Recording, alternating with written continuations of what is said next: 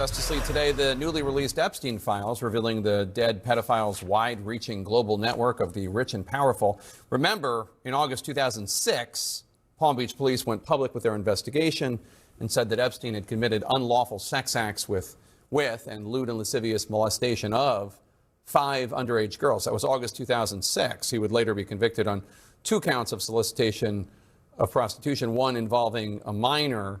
Yet, regardless, these individuals I'm about to tell you about, associated with Epstein years after those facts were well known. For instance, Microsoft co-founder Bill Gates, one of the most prominent names in the documents. He and Epstein had a long and well-documented relationship even before this latest document release. This is what Gates told Australia's 9 News about his relationship with Epstein earlier today.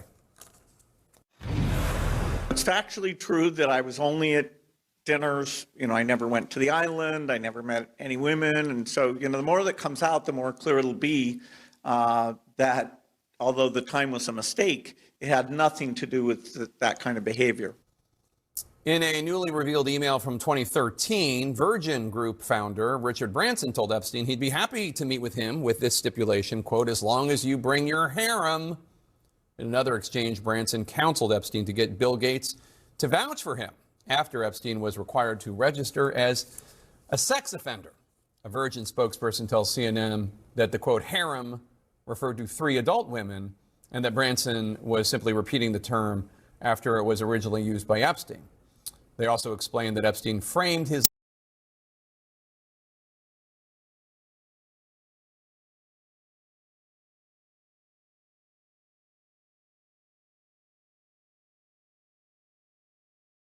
about the caloric intake of female genitalia. There is a 2015 email in which Atia wrote, quote, the biggest problem with becoming friends with you, the life you lead is so outrageous, and yet I can't tell a soul, unquote. And in an exchange 1 year later, Atia mentioned his desire to travel to LSJ. That's likely a reference to Little St. James, Epstein Island. Atia released a statement denying criminal behavior and writing, quote, I was never on his plane, never on his island, and never present at any sex parties. I apologize and regret putting myself in a position where emails, some of them embarrassing, tasteless, and indefensible, are now public, unquote. What Atia fails to mention is that the email correspondence reveals he did want to visit Epstein at his New Mexico ranch in 2015, but the timing didn't work out. CBS News has yet to make any comment about the vile emails from their new contributor, but 60 Minutes has pulled a scheduled re-airing of a segment featuring Atia before the emails had been made.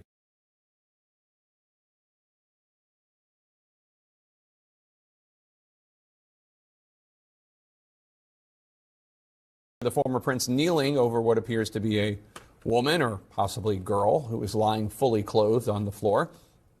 In the 2010 email exchange with Epstein, again, that's after all the accusations had been made public. Then Prince Andrew says he would be delighted to meet a woman Epstein described to him as a 26-year-old Russian who is beautiful and trustworthy. The royal family has not issued a statement on these latest revelations, but Andrew's younger brother, Prince Edward, said this about the controversy. It's all really important always to remember the victims. And who are the victims in all this? Absolutely. A lot of victims in this. Also important to remember the victimizers.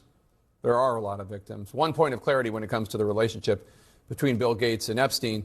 Some of the emails in the latest batch were drafts in Epstein's email folder that were never actually sent to Bill Gates.